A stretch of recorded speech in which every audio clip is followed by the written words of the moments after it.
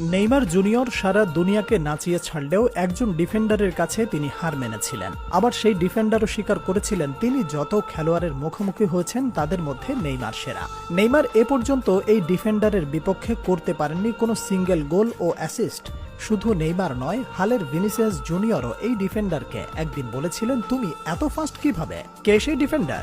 Neymar জুনিয়রকে একবার এক সাক্ষাৎকারে প্রশ্ন করা হয় তার ফেস করা এখন পর্যন্ত সবচেয়ে কঠিন ডিফেন্ডার কে ছিলেন। এই প্রশ্নের প্রতি উত্তরে সেলেসাউদের সর্বোচ্চ গোলদাতা বলেন, আমার পুরো ক্যারিয়ারে ফেস করা সবচেয়ে কঠিন ডিফেন্ডার হলেন ইংল্যান্ড ও ম্যানচেস্টার সিটির কাইল ওয়াকার। সে খুব শক্তিশালী, সে স্পিডের পাশাপাশি অসাধারণ ক্ষিপ্রতা সম্পন্ন।